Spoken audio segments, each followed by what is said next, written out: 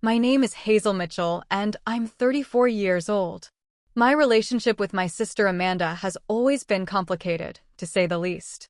But nothing could have prepared me for what happened at her lavish wedding last spring. When I refused her offer of $15,000 to leave my daughter at home, I never imagined it would end with Amanda dragging my 11-year-old Lily by her hair across the reception hall. But suddenly, everything changed in ways none of us could have predicted. If you're watching this, I'd love to know where you're tuning in from. Hit that like button, subscribe to hear more real-life family drama stories, and let's dive into what really happened that day. I've been a single mother for the past 5 years, ever since my ex-husband decided that family life wasn't for him and left us for his 23-year-old assistant. The divorce was brutal, but I've managed to create a stable life for Lily and myself, even if it's not the life I once imagined. As a dental hygienist, I make enough to cover our bills and keep a roof over our heads, a modest 2-bedroom apartment in a decent neighborhood with good schools. It's not fancy, but it's home. My sister Amanda, on the other hand, has always lived in a different world. 2 years younger than me, she was the golden child from the moment she was born. While I was the studious, responsible one, Amanda was vivacious, charming, and knew exactly how to wrap our parents around her finger. Everything came easily to her: popularity, grades, when she bothered to study, and later, an impressive career as an investment banker at a prestigious firm in the city. Our childhood set the pattern for our adult relationship. Our parents, particularly our mother, always made excuses for Amanda's behavior. "She's just more sensitive," Mom would say when Amanda threw a tantrum over having to share a toy. "She has such a creative spirit," was the explanation when Amanda borrowed my clothes without asking and returned them stained or damaged. By the time we reached adulthood, the pattern was firmly established. Amanda took what she wanted, and everyone else adjusted. When Amanda met Richard Westfield 3 years ago, it seemed like the culmination of her perfect life. Richard was handsome, Harvard-educated, and the heir to Westfield Properties, one of the largest real estate development companies on the East Coast. Their courtship was a whirlwind of exotic vacations, charity galas, and appearances in society pages. When Richard proposed with a 5-carat diamond after 18 months of dating, Amanda immediately started planning what she called the wedding of the century. From the beginning, the wedding plans were extravagant. The venue was Bellevue Manor, a historic estate with manicured gardens that rented for $50,000 per day. The guest list included 300 people, many of whom Amanda barely knew but invited for their social connections. The flowers alone cost more than my annual salary. Every detail was meticulously planned to create what Amanda kept calling the perfect aesthetic. When the official invitations arrived in the mail 9 months before the wedding, Lily and I were included. The thick cream envelope contained a hand-calligraphed invitation addressed to Ms. Hazel Mitchell and Miss Lily Mitchell. I was surprised but pleased, thinking perhaps Amanda was maturing and wanted her only niece to be part of her special day. As the wedding date approached, Amanda's behavior became increasingly erratic. During our monthly family dinners, all conversation revolved around wedding details. Amanda would burst into tears if anyone dared to suggest that perhaps imported doves released at the exact moment of the first kiss might be excessive. Our parents indulged her every whim, offering to increase their already generous contribution to the wedding budget whenever Amanda's plans exceeded what even Richard thought reasonable. The first real indication of trouble came during the bridesmaid dress fittings. As Amanda's sister, I was reluctantly included in the bridal party, along with 5 of Amanda's college friends and 2 cousins. The dresses Amanda selected were blush pink silk, costing $2,000 each, which we were expected to pay for ourselves. When I gently explained that this was beyond my budget, Amanda rolled her eyes and said our parents would cover it, making me feel like a charity case. Lily had come along to the fitting since I couldn't find a sitter that day. She sat quietly in the corner of the boutique, reading a book and occasionally looking up to give me an encouraging smile when she saw my discomfort. At one point, Amanda glanced over at Lily and frowned. "Doesn't Lily have any clothes that fit her properly?" she asked in a stage whisper that Lily could clearly hear. Those jeans look like they're from a thrift store. I felt my face burn with anger and embarrassment. There's nothing wrong with thrift stores, I replied, keeping my voice steady. And her clothes fit just fine. Amanda gave me a pitying look before turning back to the seamstress to discuss a minute adjustment to her already perfect dress. I caught Lily's eye and gave her a reassuring wink, but I could see the hurt on her face. That night, I found her examining her clothes in the mirror, a concerned expression on her young face. "Is there something wrong with my clothes, Mom?" she asked in a small voice. "Absolutely not," I said firmly, sitting beside her on her bed. "Your Aunt Amanda just has different priorities than we do. We spend our money on things that matter, like your education and experiences that help you grow. Clothes are just things that keep us warm and comfortable." Lily nodded, but I could tell Amanda's comment had struck a nerve. Lily was approaching that age where peer approval and self-image become increasingly important. While she'd never shown much interest in designer labels before, I noticed her paying more attention to what the popular girls at school were wearing in the weeks that followed. As the wedding grew closer, Amanda's bridezilla behavior intensified. She called me at work to complain about everything from the shade of pink on the napkins to a potential rain forecast for the wedding day. Each conversation ended with some variation of, "You just don't understand how important this is, Hazel. This is my one special day." Little did I know that these irritating phone calls were just the prelude to a request that would test our already strained relationship to its breaking point. 3 weeks before the wedding, Amanda called me on a Tuesday afternoon while I was finishing up with a patient. "Hazel, we need to talk. Are you free for lunch tomorrow?" Her tone was unusually serious. "I have a gap between noon and 2, I replied, curious about the sudden invitation. "Perfect. Meet me at Cicconi's at 12:30. Don't be late." She hung up without waiting for my response. Cicconi's was one of the most expensive restaurants in the city, the kind of place where lunch for two easily runs over $100. It was definitely not somewhere I would choose for a casual meal, but that was typical Amanda, always selecting venues that highlighted the financial gap between us. The next day, I arrived at the restaurant 5 minutes early, dressed in my work clothes, neat black pants and a blue blouse. The hostess gave me a subtle once-over before leading me to a table where Amanda was already seated, sipping champagne and typing furiously on her phone. She was dressed in a designer suit that probably cost more than my monthly rent, her engagement ring catching the light every time she moved her hand. "You're here. Good." She barely looked up from her phone. "I ordered you a sparkling water. I assume you have to go back to work." "Yes, I have patients this afternoon," I replied, settling into my chair. "What's this about, Amanda? Is everything okay with the wedding plans?" Amanda finally put her phone down and fixed me with an intense stare. "That's actually what I wanted to discuss with you." The waiter arrived to take our orders. Amanda selected a $60 salad without glancing at the menu. I quickly chose the least expensive pasta dish, mentally calculating how much this lunch would impact my weekly budget. Once the waiter left, Amanda leaned forward. "So, as you know, this wedding is extremely important. Not just to me and Richard, but to the Westfield family. Half the guests are Richard's business associates and family connections." "Okay," I said slowly, unsure where this was going. "Everything needs to be perfect. The venue, the flowers, the photos, everything." She took a sip of champagne. "The aesthetic has to be flawless." I felt a growing unease.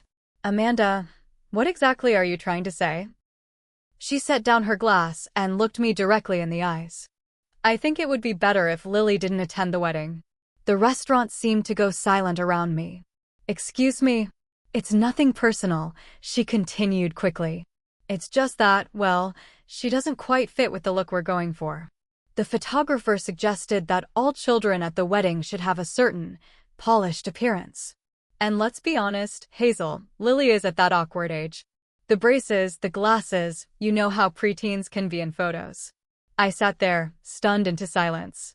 My sister was actually suggesting that my daughter, her only niece, was not attractive enough to attend her wedding. "This is a joke, right?" I finally managed to say. Amanda sighed, as if I was being deliberately difficult. "I'm trying to be practical here. Look, I understand this might be difficult for you to hear, but I'm willing to make it worth your while. She reached into her designer handbag and pulled out an envelope, sliding it across the table toward me. There's $15,000 in here. Use it for Lily's college fund, or a vacation, or whatever you want. All I'm asking is that you come to the wedding alone. I stared at the envelope, feeling sick to my stomach. You're trying to bribe me to exclude my own child from a family event? Don't be so dramatic, Amanda rolled her eyes. It's one day. Lily probably wouldn't even enjoy it anyway. Kids get bored at weddings. The waiter returned with our food, but I had completely lost my appetite. As soon as he left, I leaned forward, keeping my voice low but intense. Amanda, listen to me very carefully. Lily is my daughter. She is your niece. She is family. And you're suggesting that I take money to pretend she doesn't exist for your perfect day? It's not like that, Amanda protested. I'm just trying to ensure everything goes smoothly. The Westfields have certain expectations. So this is about impressing your future in-laws? I interrupted. Do they know you're trying to bribe your own sister to hide her child? Amanda's face flushed with anger. You always do this. Make me out to be the villain when I'm just being practical. This is my wedding day. Mine. I have the right to decide who attends. Yes, you do, I agreed, pushing the envelope back toward her. And if Lily isn't welcome, then I won't be attending either. Don't be ridiculous, Amanda hissed. You're my sister. You're in the bridal party. You can't just not come. Watch me. I stood up, grabbing my purse. Keep your money, Amanda. Some things can't be bought. Mom and Dad will be furious, she threatened. You're going to cause a huge family drama over this? I'm not the one causing drama, I replied calmly. You're the one trying to exclude an 11-year-old child because you're worried about your Instagram-perfect wedding photos. Several diners at nearby tables were now openly watching our confrontation. Amanda noticed and immediately lowered her voice, her expression shifting to one of practiced reasonableness. Hazel, please sit down. People are staring. Let them stare. Maybe they'll learn something about what family should mean. I turned to leave, then paused. By the way, you can find another bridesmaid. I'm sure one of your socialite friends would be happy to buy that overpriced dress. As I walked out of the restaurant, I could feel my hands shaking. Part of me couldn't believe what had just happened. My own sister had tried to bribe me to exclude my daughter from her wedding. Another part of me wasn't surprised at all. This was entirely consistent with the Amanda I had known all my life. In my car, I sat for a few minutes collecting myself before driving back to work. I knew this was far from over. Once Amanda told our parents her version of events, the real family pressure would begin. The first call came that evening while Lily was doing her homework. My mother's name flashed on my phone screen, and I braced myself before answering. Hazel, what is this I hear about you refusing to attend Amanda's wedding?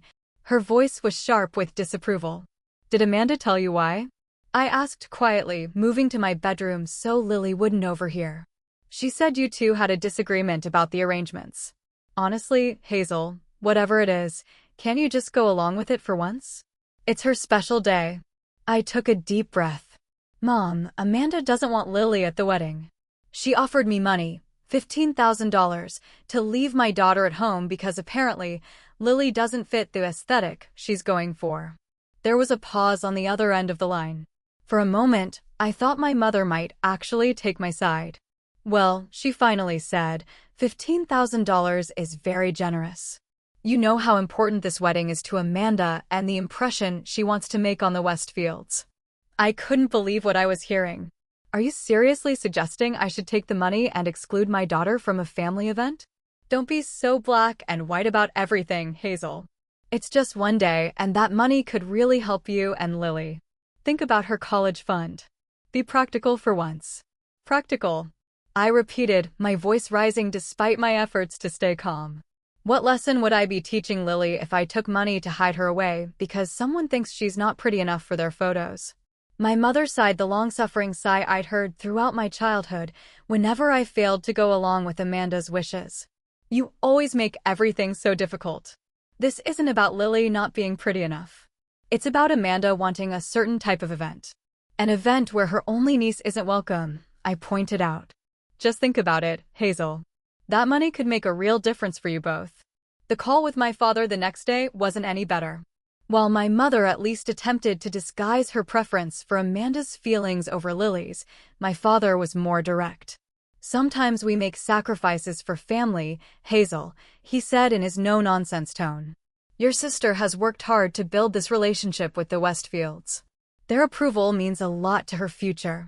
"And what about Lily?" I challenged. "What about her feelings? Her self-worth? Lily is young. She'll get over it. Take her on a nice trip with some of that money Amanda's offering. She'll probably have more fun than sitting through a fancy wedding anyway." By the end of the week, I'd received calls from 2 aunts, a cousin, and even my grandmother, all urging me to be reasonable and think about the family. Not one of them seemed concerned about the message this would send to Lily. The money was tempting, I can't deny that. $15,000 would have made a significant difference in our lives. It would have covered the repairs our aging car desperately needed. It could have paid for the braces Lily's orthodontist recommended, but our insurance wouldn't fully cover. It could have gone toward the college fund I struggled to contribute to each month. Late one night, after Lily was asleep, I sat at our kitchen table with a cup of tea, seriously considering Amanda's offer. Would it really be so terrible? I could tell Lily she wouldn't enjoy the wedding anyway. I could use the money to give her things I otherwise couldn't afford. But then I remembered the look on Lily's face when Amanda had commented on her clothes at the dress fitting. The way her confidence had visibly diminished, how she'd examined her appearance with new, critical eyes. What message would I be sending if I essentially told her that her presence was worth less than a check? That money mattered more than her inclusion in family events?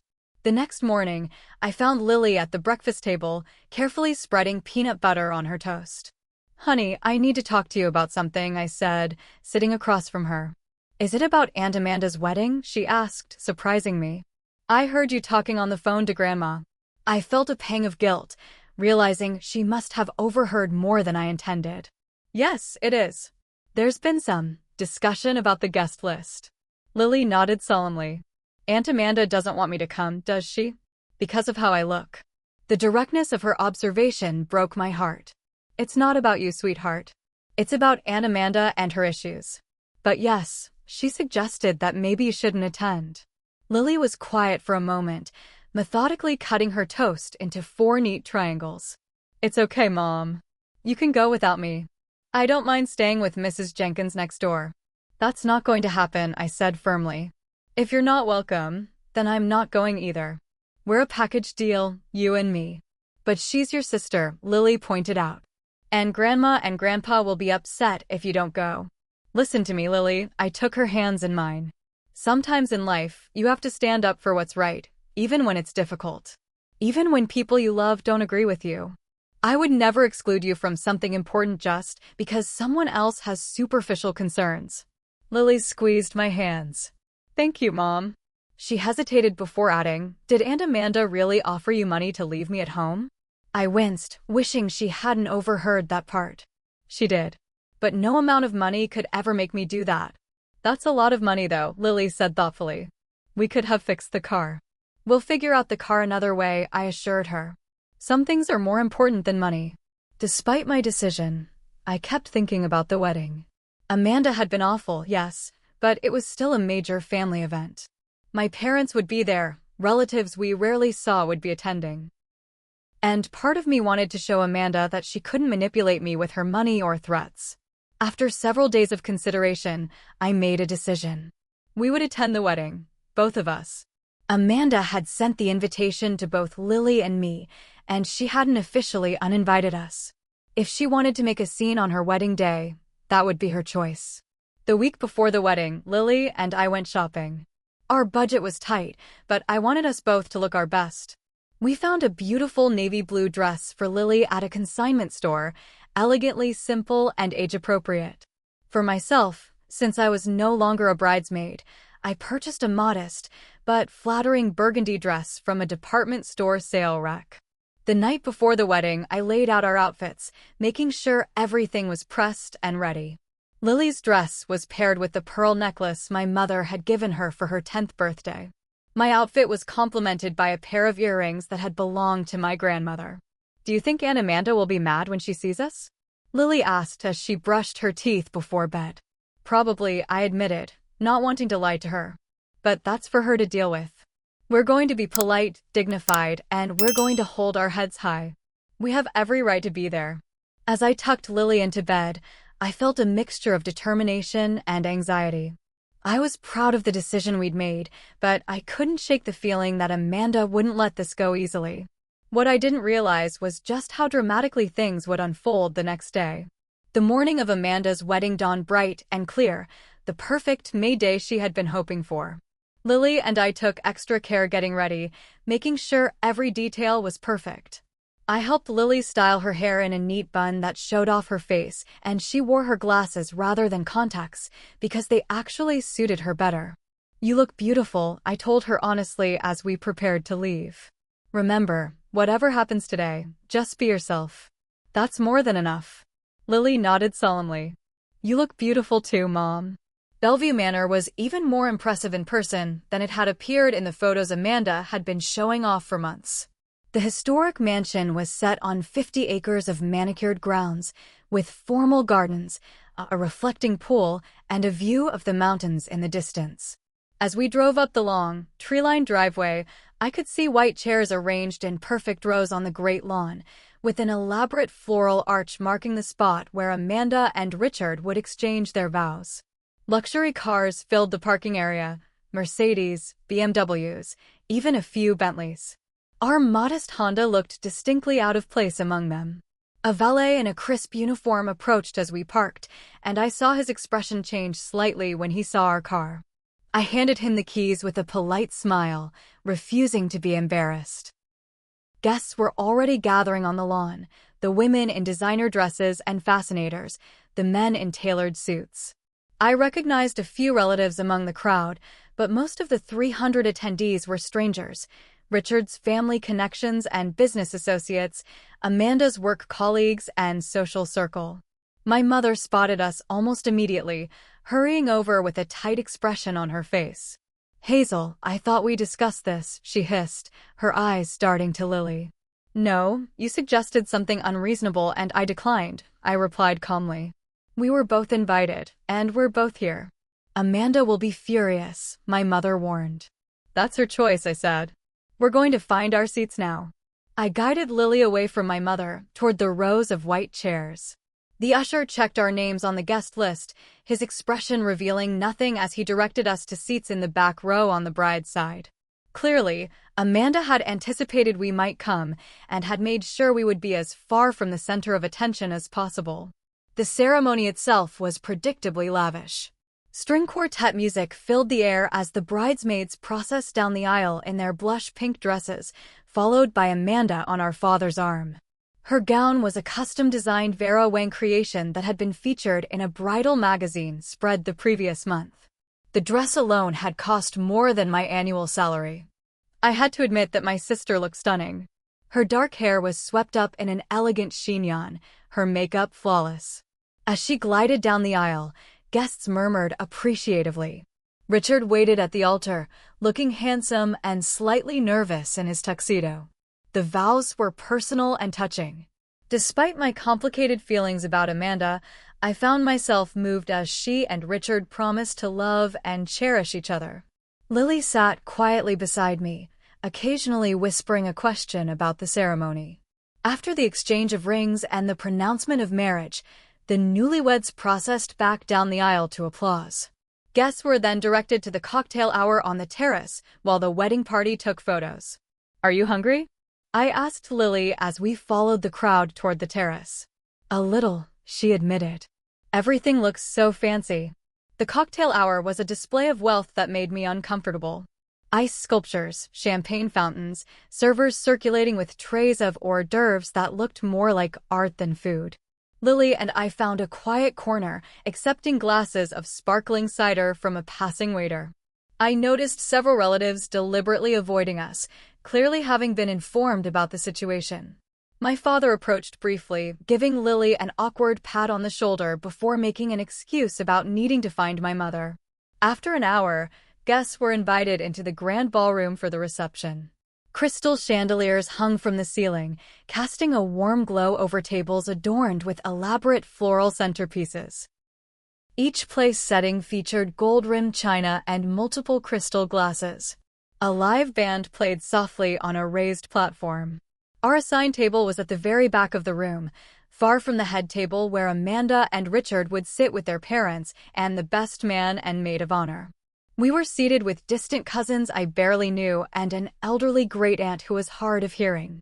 The grand entrance of the wedding party was announced with fanfare. Bridesmaids and groomsmen entered in pairs, followed by the parents of the bride and groom. Finally, Amanda and Richard were introduced as Mr. and Mrs. Richard Westfield, entering to enthusiastic applause. The first dance, the father-daughter dance, the mother-son dance, each traditional moment was picture-perfect. Throughout the evening, Amanda circulated among the guests, accepting congratulations and compliments with practiced grace. She deliberately avoided our table, though I occasionally caught her glancing in our direction with a tight expression. "Can I get something to eat from the buffet?" Lily asked after we'd been at our table for nearly an hour. "Of course," I said, standing to accompany her. "Let's see what they have." The buffet was extravagant, carving stations with prime rib and turkey, a seafood display with lobster and crab, pasta stations where chefs prepared dishes to order. Lily's eyes widened at the array of choices. "You can take whatever you'd like," I told her, handing her a plate. We moved down the buffet line, selecting food. Lily was carefully adding a roll to her plate when I felt a presence behind us. Turning, I saw Amanda, her expression cold. "I see you decided to ignore my wishes," she said in a low voice. "We were invited," I replied simply. "You never officially uninvited us." Amanda's eyes narrowed.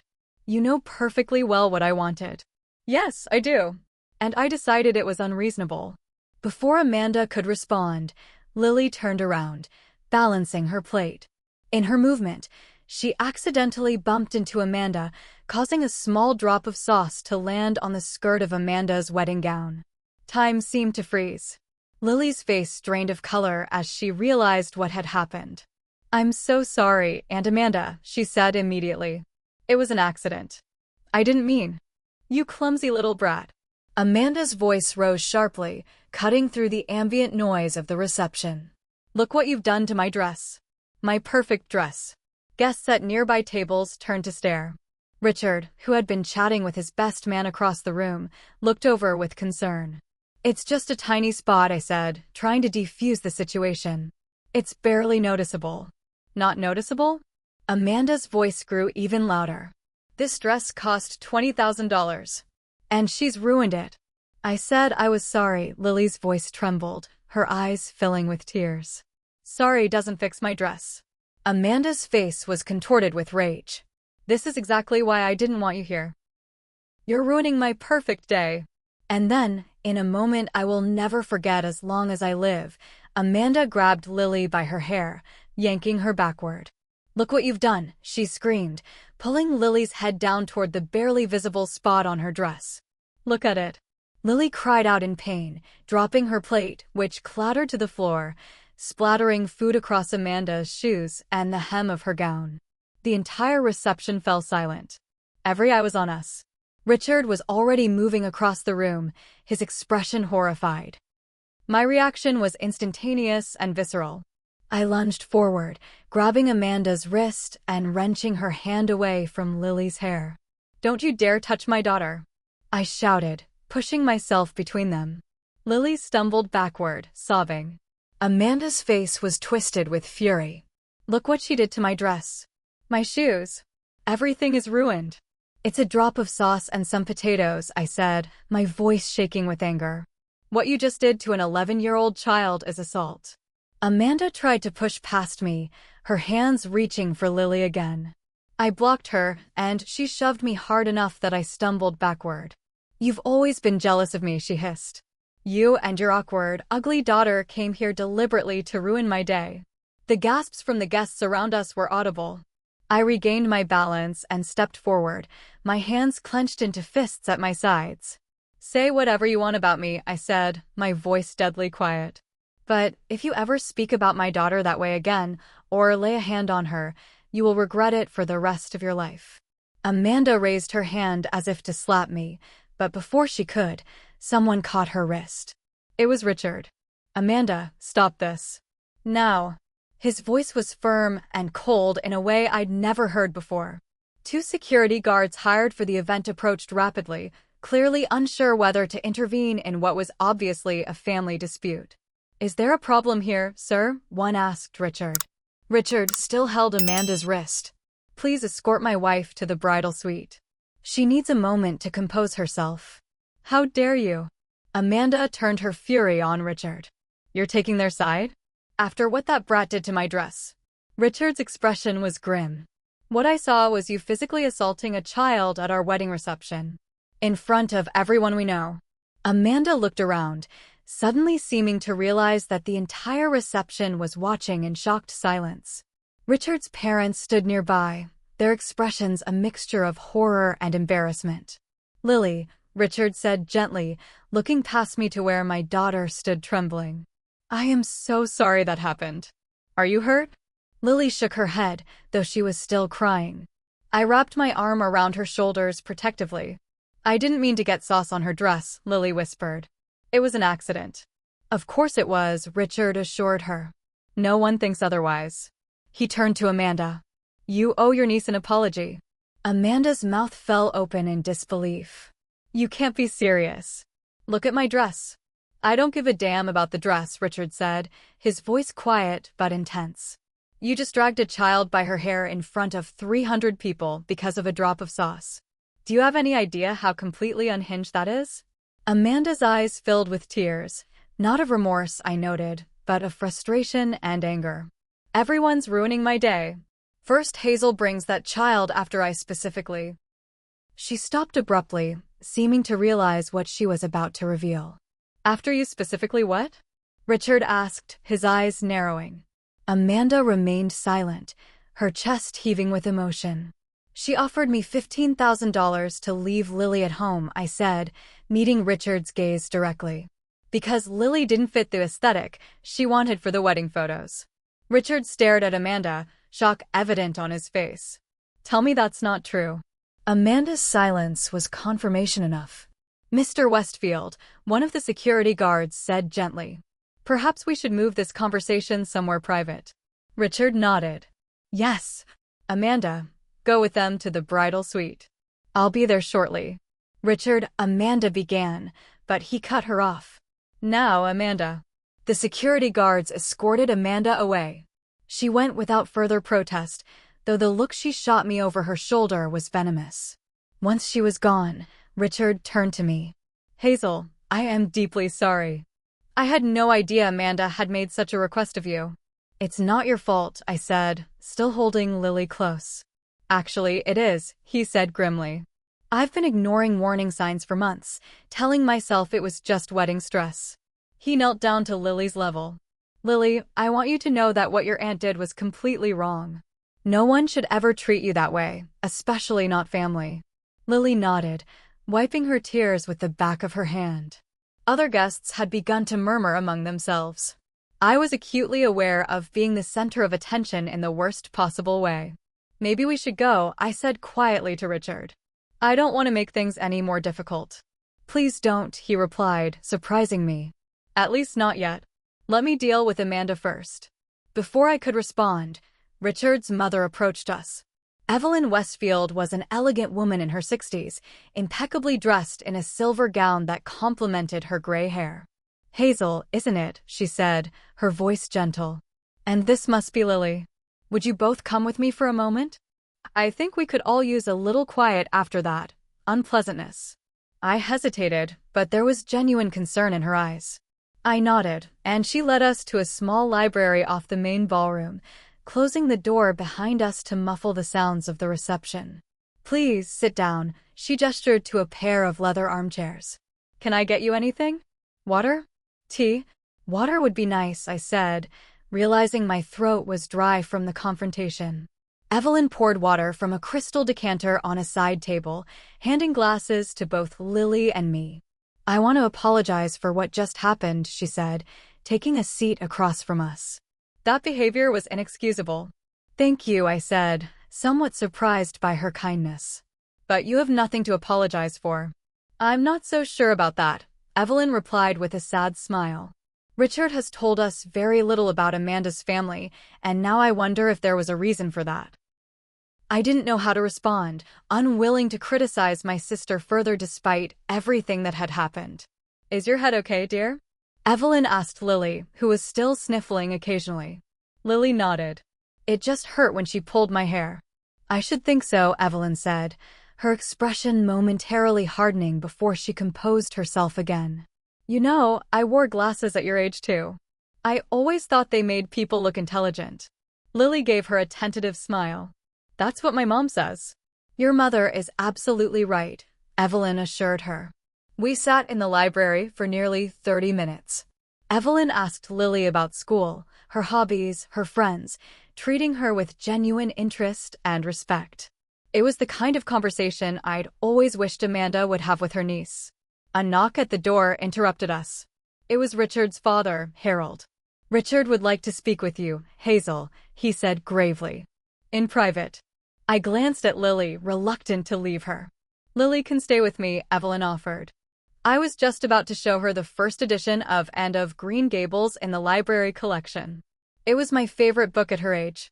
Lily looked at me questioningly, and I nodded. I'll be back soon, honey. Harold led me through a side door and down a corridor to a small study. Richard was waiting inside, looking exhausted. Please sit down, he said, gesturing to a chair. He remained standing, pacing slightly. First, I want to apologize again for Amanda's behavior. It was absolutely unacceptable. Thank you, I said simply. Richard ran a hand through his hair, disheveling his previously perfect appearance. I've just had a very difficult conversation with Amanda. She admitted to offering you money to keep Lily away from the wedding. I nodded, but said nothing. What I need to know is, has this kind of behavior happened before? The manipulation, the rage, the physical aggression. I hesitated, torn between family loyalty and honesty. Amanda has always been high-strung, prone to dramatic reactions when things don't go her way. But I've never seen her become physical like that before, especially not with a child. Richard nodded grimly. I've noticed concerning behavior during our relationship, jealousy, controlling tendencies, extreme reactions to minor problems. I've always attributed it to stress or passion. He sighed deeply. But what happened today can't be explained away. Watching her drag your daughter by the hair over a drop of sauce, it was like seeing someone I don't know at all. I felt a pang of sympathy for him. What happens now? I don't know, he admitted. The reception is continuing. Many guests don't even know what happened. They just think the bride needed a moment to fix her dress. But He trailed off, then squared his shoulders. I need time to think. This isn't what I expected to be doing on my wedding day, questioning whether I've made a terrible mistake. I'm sorry, I said, and meant it. Whatever my issues with Amanda, Richard seemed like a decent man who was genuinely shocked by her behavior. Don't be, he replied firmly. You have nothing to apologize for. Neither does Lily. I'd like you both to stay, if you're comfortable doing so. My parents have already expressed that they'd like to get to know Lily better. Are you sure that's a good idea? What about Amanda? Amanda will not be returning to the reception immediately. She's not in a state to face guests right now. His expression was troubled. Please stay. It would mean a lot to me to know that this day wasn't completely defined by what happened. I agreed, though with reservations. When we returned to the library, we found Lily and Evelyn deeply engaged in conversation about books. Lily looked calmer, even smiling as Evelyn told her about a character's adventures. The four of us returned to the reception together. The band was playing again. Guests were dancing and eating as if nothing had happened. A few curious glances came our way, but Richard's presence beside us seemed to prevent any open gossip. To my surprise, several guests approached us during the evening, some offering subtle support, others sharing their own stories of difficult family dynamics. Richard's college roommate confided that he'd always found Amanda a bit intense. A cousin of Richard's told me she was impressed by how I'd protected my daughter. Amanda did not return to the reception that night. As the evening wound down, Richard made a brief speech thanking everyone for coming, making no mention of the bride's absence. The traditional events, the cake cutting, the bouquet toss, were quietly skipped. As Lily and I prepared to leave, Evelyn pressed a business card into my hand. "Please call me next week," she said warmly. "I've enjoyed meeting you both very much." Richard walked us to the valet station. "Thank you for staying," he said, his expression somber. "I know it couldn't have been easy. What will you do now?" I couldn't help asking. He gazed out at the darkened gardens, the fairy lights still twinkling in the trees. "I honestly don't know. But I do know I saw something today that I can't unsee." He turned back to me. "Take care of yourself and Lily. You're a good mother." As our car pulled away from Bellevue Manor, Lily leaned her head against my shoulder. "Is Uncle Richard going to divorce Aunt Amanda now?" "I don't know, sweetheart," I answered truthfully. "That's for them to figure out." What I didn't tell her was that I suspected the marriage might be over before it had truly begun. The look in Richard's eyes had been one of profound disillusionment, the look of someone who had glimpsed something dark behind a beautiful facade and couldn't pretend not to have seen it. The next morning, my phone rang at 7 a.m. It was my mother, her voice tight with anger. "Are you happy now? Richard has called off the marriage. He's moved into a hotel and is talking about an annulment. Amanda is devastated." I sat up in bed stunned. "He's left her? Already?" "This is your fault," my mother continued, ignoring my question. "If you had just done what Amanda asked, none of this would have happened." "If I had just taken a bribe to exclude my child from a family event, you mean?" I replied, my own anger rising. "Mom, Amanda physically assaulted Lily in front of 300 people. That's not my fault. She barely touched her." Lily was being dramatic, as usual. I closed my eyes, counting to 10 silently. "I'm not having this conversation with you. Amanda's marriage falling apart has nothing to do with me and everything to do with her own actions." I hung up, my hands shaking. So Richard had made his decision, and quickly. I couldn't say I was surprised, but I did feel a complicated mix of emotions. Relief that he had recognized Amanda's behavior for what it was. Sadness for the pain everyone was experiencing. And, if I'm being honest, a small, vindicating sense that justice had been served. Later that day, I received a text message from an unknown number. "Hazel, this is Richard. I wanted you to hear this from me directly. I've left Amanda and am pursuing an annulment. What I witnessed yesterday forced me to confront truths I've been avoiding about who Amanda really is. This isn't your fault. I wish you and Lily all the best." I stared at the message for a long time before responding simply, "Thank you for letting me know. I wish you the best as well." That evening, as Lily and I ate dinner, my phone lit up with texts and calls from Amanda. I ignored them until Lily was in bed, then steeled myself and listened to the voicemails. "You've ruined everything." Amanda's voice was raw with emotion. "My marriage, my reputation, everything. I will never forgive you for this, Hazel. Never." I deleted the messages without responding. Whatever relationship we'd had as sisters seemed irreparably broken, but I couldn't bring myself to regret standing up for Lily. Some bridges, once burned, don't deserve to be rebuilt. In the weeks following the wedding disaster, the full impact of what had happened began to unfold. Richard followed through with the annulment proceedings, citing fraud and misrepresentation, legal terms that essentially meant he believed Amanda had hidden her true nature from him until it was too late. Amanda refused to move out of the luxury condo they had purchased together, leading to further legal complications. She hired an aggressive divorce attorney and fought for a settlement despite the brevity of the marriage. The gossip in our family circle was that she was demanding half the value of their joint assets plus compensation for emotional distress. My relationship with my parents deteriorated further. They firmly took Amanda's side, insisting that Richard was overreacting and that I had somehow orchestrated the entire situation. When I pointed out that Amanda had physically assaulted her niece, my father actually said, "Sometimes children need discipline." That was the last straw. I limited contact with my parents to brief, factual text messages.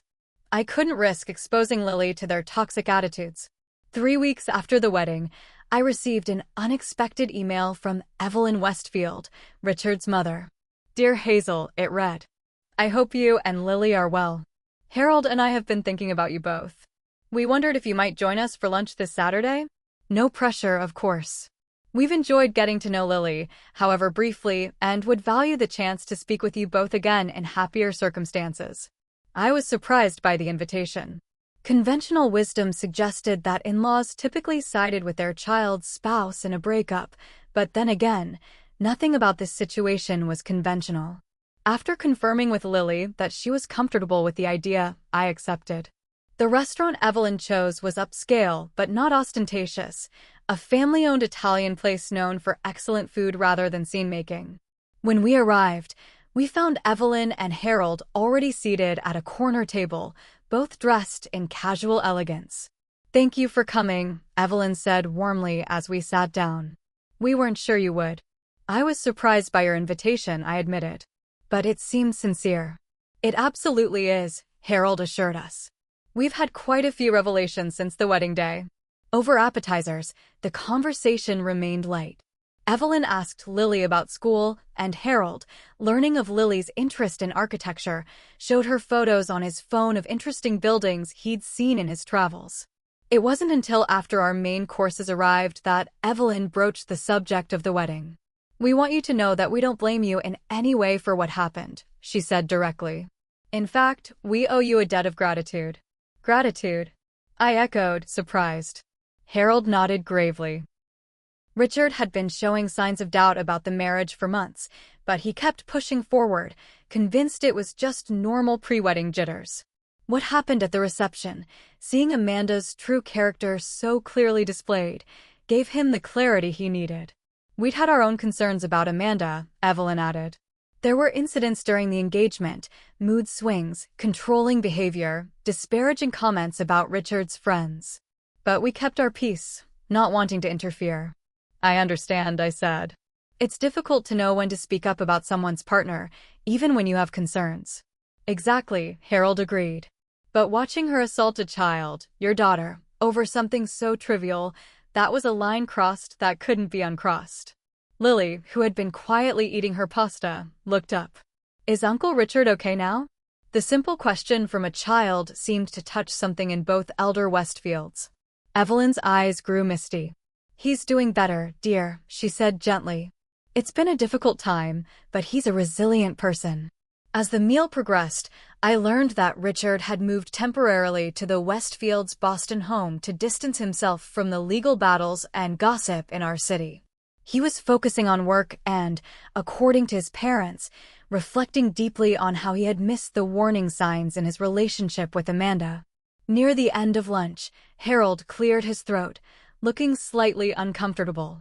Hazel, there's another matter we wanted to discuss with you. It's a bit delicate, but I believe in being direct. I tensed, unsure what was coming. Our family foundation owns several businesses, he continued. One of them is Westfield Healthcare, which operates dental clinics throughout the Northeast. We understand you're a dental hygienist. Yes, I confirmed, wondering where this was going. We're expanding our children's dental program, and we're in need of a program coordinator, someone with both technical expertise and a genuine way with children. Harold glanced meaningfully at Lily. From what we've observed, you possess both qualities. I blinked in surprise. Are you offering me a job? We're suggesting you apply for one, Evelyn clarified. The position would involve overseeing children's dental health initiatives across multiple clinics, developing educational programs, and training staff. It pays significantly more than a standard hygienist role, with better benefits and more regular hours. I don't know what to say, I stammered. That sounds like an amazing opportunity, but I wouldn't want you to feel obligated. This isn't charity or obligation, Harold interrupted firmly. It's sound business. We need someone qualified, and you fit the bill. The fact that we also like you personally is a bonus, not the reason for the offer. I looked at Lily, who was watching the conversation with wide eyes, then back to the Westfields. I'd be very interested in applying, I said carefully. But I'd want to go through the proper interview process, just like any other candidate. Evelyn smiled. We wouldn't have it any other way. I'll have HR send you the job details this week. As we were preparing to leave, Evelyn pulled me aside while Harold was showing Lily photos of their family dog. "There's something else you should know," she said quietly. "Richard has asked about you several times, how you and Lily are doing after everything that happened. He feels a certain responsibility. That's kind of him, but unnecessary," I assured her. "We're fine."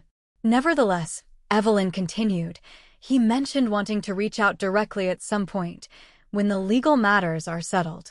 Would that be unwelcome?" I considered the question. Richard had shown himself to be a man of integrity during the wedding debacle, but he was still technically my sister's ex, which made any relationship complicated. "It wouldn't be unwelcome," I said carefully. "But I would understand if it never happened, too." Evelyn nodded, seeming satisfied with my answer. As we drove home, Lily was unusually quiet. "What are you thinking about, sweetie?" I asked. "Do you think you'll get that new job?" she asked. "I don't know. I'll need to interview properly and see if it's really a good fit." "Why?" Lily fidgeted with her seatbelt. "It's just, Grandma and Grandpa always acted like Aunt Amanda was so much better than us because she had more money and important friends.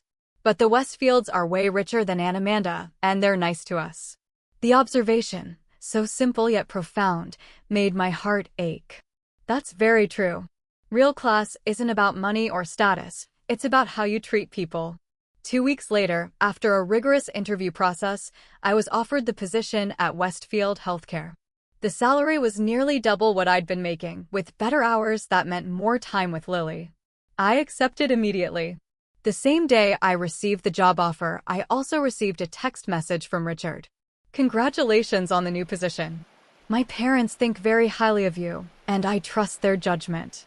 Perhaps when you're settled in, we could meet for coffee sometime. As friends, of course." I feel we have some unfinished conversations. I stared at the message for a long time before replying, "Thank you. Coffee sounds nice, once things settle down." That evening, as I was helping Lily with her homework, my phone rang with Amanda's number.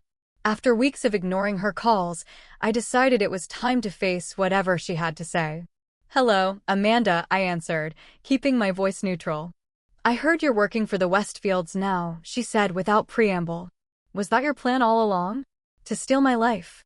I sighed, disappointed but not surprised by her accusation. "No, Amanda. My plan was to protect my daughter from someone who thought she wasn't good enough to attend a family wedding. Everything else happened as a consequence of your own actions. They're using you to hurt me," she insisted. "Can't you see that?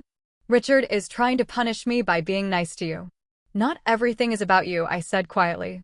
"Sometimes people are just decent human beings who recognize other decent human beings." "You've turned everyone against me," she continued as if I hadn't spoken. "Mom and Dad are the only ones who still understand me." "I'm sorry you feel that way," I said, meaning it despite everything.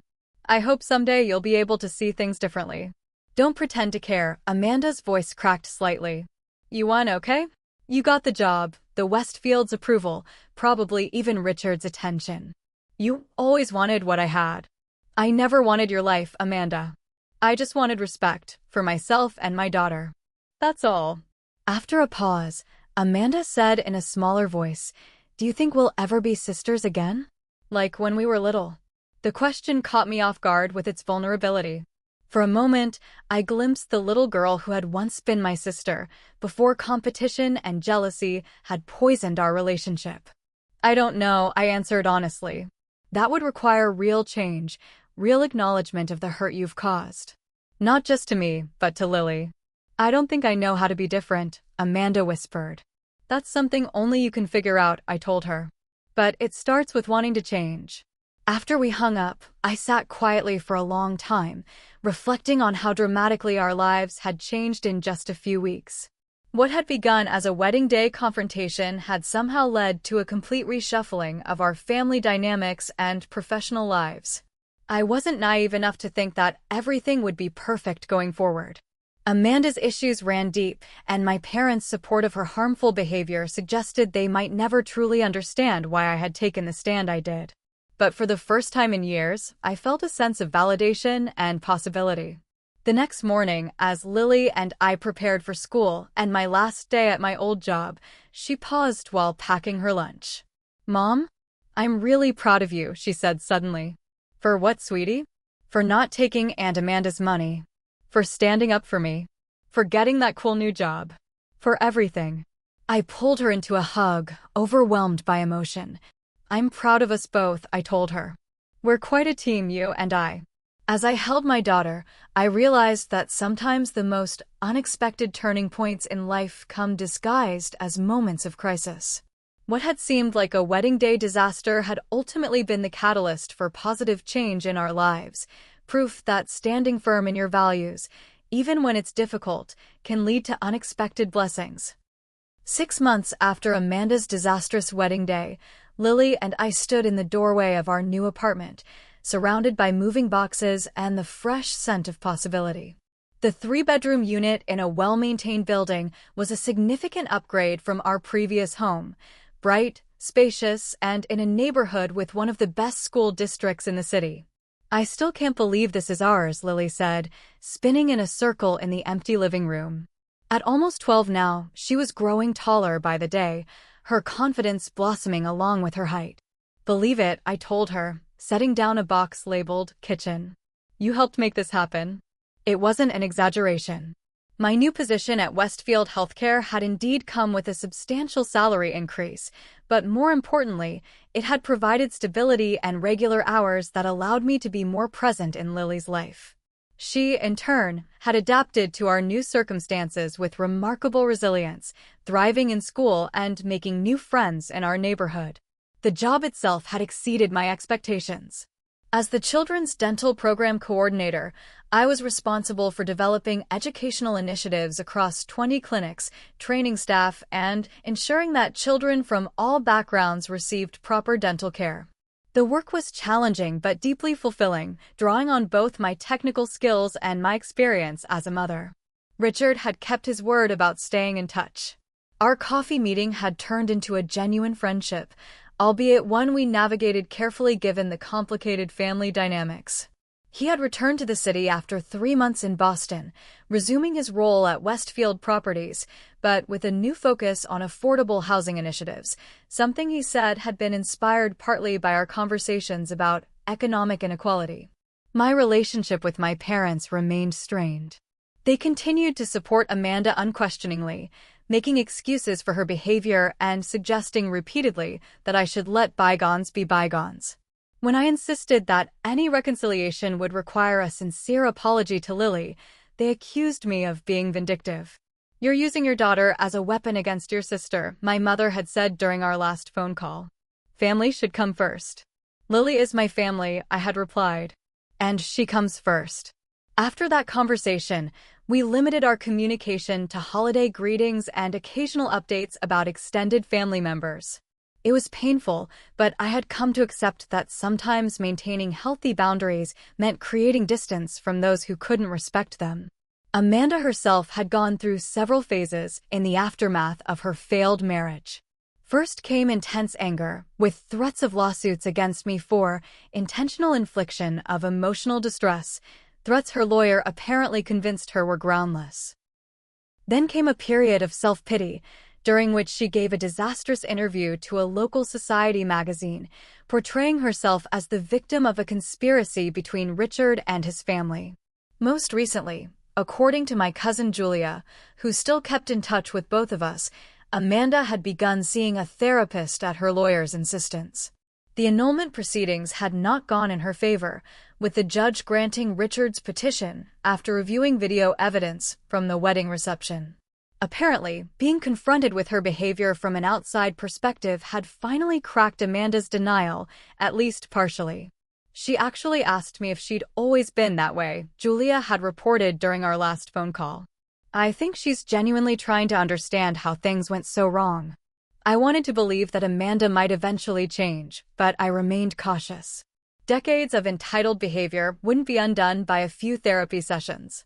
Still, the fact that she was questioning herself at all represented progress I hadn't thought possible.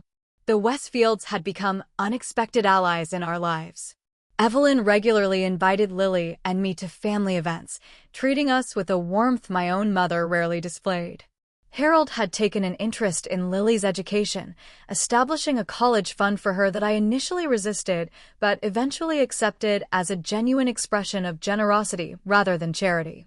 Education is the great equalizer, he had said when presenting the fund documentation.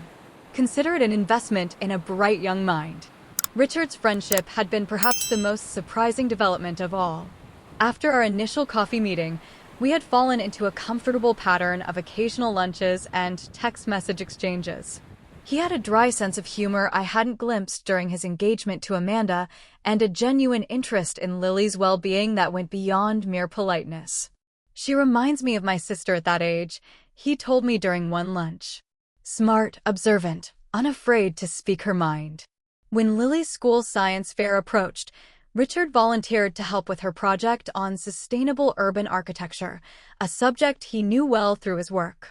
The afternoon he spent at our kitchen table, helping Lily design a model eco-friendly apartment building, showed me a side of him that Amanda had either never seen or never valued. "Is it weird that we're friends with Uncle Richard?" Lily asked me one evening as we unpacked dishes in our new kitchen. "A little," I admitted. "But life is full of unexpected connections. I think what matters is that he's been kind to us both, don't you?" Lily considered this, carefully unwrapping a glass from newspaper. "Yeah, and he doesn't treat me like I'm stupid or in the way, like Aunt Amanda did." "That's a pretty good measure of a person," I agreed. As we settled into our new home and routines, I found myself reflecting often on the chain of events that had led us here. Had I taken Amanda's money and left Lily at home that day, our lives would look very different now. We might still be struggling financially in our old apartment. I would still be working long hours at the dental practice for insufficient pay. Lily might still be internalizing the message that she wasn't good enough to be seen with her perfect aunt. Instead, by refusing to compromise on what mattered, my daughter's dignity and self-worth, I had inadvertently set in motion a series of events that improved our lives in ways I couldn't have imagined. It wasn't about the material improvements, though those were significant. It was about the validation of knowing that standing up for what was right, even when it was difficult, had been the correct choice. The healing process hadn't been easy. Lily had needed several sessions with a child psychologist to process her feelings about the wedding incident and the family fallout that followed. I had gone through my own therapy, working through years of complicated dynamics with Amanda and our parents. The interesting thing about toxic family relationships, my therapist had observed, is that they're often maintained by the very people being harmed. We're conditioned to believe that blood ties trump all other considerations, including our own well-being. That observation had resonated deeply with me. For years, I had accommodated Amanda's behavior, making excuses for her selfishness and accepting the role my parents had assigned me as the difficult sister who should just go along to get along. Breaking that pattern had been painful but necessary. One evening about 7 months after the wedding, Richard invited Lily and me to dinner at his parents' home. It was a casual affair, just the 5 of us around the Westfields' kitchen table rather than in their formal dining room. "I have some news," Richard announced as we enjoyed dessert. A homemade apple pie Evelyn had baked herself, despite having a professional chef on staff. "I've been offered a position overseeing our company's European operations. I'll be based in London for at least 2 years. "That's wonderful," I said, genuinely pleased for him. "When do you leave?" "Next month," he replied. It's all happened rather quickly. "We'll miss you," Lily said with characteristic directness. "Who's going to help me with my architecture projects?" Richard smiled. "I've thought of that. I have a colleague here who specializes in educational outreach. She's agreed to be your architecture mentor while I'm away. And of course, we can video chat occasionally." After dinner, while Lily helped Evelyn clear the table, at her own insistence, Richard asked if I would join him for a walk in the garden. The evening was mild, the first hints of spring evident in the budding trees. "I wanted to thank you," he said as we strolled along a brick path. "For what?" "For showing me what I couldn't see for myself." He stopped walking, turning to face me. If not for what happened at the wedding, I might have gone through with marrying someone who was fundamentally wrong for me. Someone whose values were completely at odds with my own. The way Amanda treated Lily that day, it was like a veil being lifted. I'm glad something positive came from it, I said. Though I never intended to be the catalyst for your breakup. I know that, he assured me. Your only concern was protecting your daughter, as it should have been. He hesitated before continuing. I valued our friendship these past months. More than I expected to. There was something in his tone that suggested he might be saying more than the words themselves conveyed. I felt a flutter of something unexpected, possibility, perhaps. I valued it too, I replied carefully. London isn't so far, he said after a moment. And I'll be back regularly for business. That's good to know. We continued walking, a comfortable silence between us. Nothing more needed to be said at that moment. Whatever might or might not develop between us would need time and space, something we both understood without discussion. Back at home that evening, as I tucked Lily into bed despite her protests that she was too old for such rituals, she asked me a question that caught me off guard. Mom, do you think Aunt Amanda will ever change enough that we can be a real family again? I sat on the edge of her bed, considering how to answer honestly without closing doors that might someday need to be opened. I think change is always possible, I said finally. But it requires real self-awareness and effort. Your aunt would need to truly understand why her behavior was wrong and make amends, not just to me, but especially to you. Lily nodded thoughtfully. I think I could forgive her. Someday. If she really meant it when she said sorry. That's very mature of you, I told her, touched by her capacity for forgiveness despite the hurt she'd experienced. Forgiveness doesn't mean forgetting or putting yourself in a position to be hurt again. It just means letting go of the anger so it doesn't weigh you down. Like in that book Ms. Westfield gave me, Lily observed. Where the character says holding on to anger is like drinking poison and expecting the other person to die. I smiled, continually impressed by my daughter's insight. Exactly like that. In the year that followed the wedding incident, our lives continued to evolve in ways I couldn't have predicted. Richard's move to London created space for our friendship to develop gradually, through long-distance conversations and occasional visits that slowly, cautiously, began to hint at something more. Amanda entered a serious therapeutic program that seemed to be genuinely helping her confront her behavior patterns. My parents remained distant but had begun to show small signs of reconsidering their positions. The most significant change, however, was internal. I had learned to trust my own judgment, to value my own worth, and to model those qualities for my daughter. By refusing to accept treatment that diminished either of us, I had inadvertently created space for relationships that uplifted us instead. Standing firm in the face of Amanda's manipulative $15,000 offer had seemed like a small decision at the time, simply doing what any mother should do. I couldn't have known it would trigger a chain of events that would restructure our entire lives. But looking back, I recognized it as a pivotal moment, the point at which I finally valued my daughter and myself enough to demand the respect we deserved. As Lily fell asleep that night, I sat in our new living room, surrounded by half-unpacked boxes and the promise of fresh beginnings. The journey from that wedding day confrontation to this moment had been challenging, painful at times, but ultimately healing. We had emerged stronger, more confident in our worth, and surrounded by people who genuinely valued us. Sometimes the most meaningful growth comes from our most difficult moments. Sometimes standing your ground, even when it seems like the hardest path, leads to exactly where you need to be. And sometimes, refusing a bribe to compromise your values becomes the first step toward a life more authentic and fulfilling than you ever imagined possible. What do you think about standing up for your values even when it's difficult?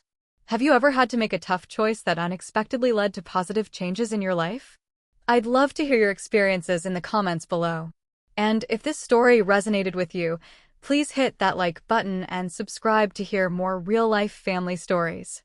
Thank you for listening, and remember, sometimes the hardest choices lead to the most beautiful destinations.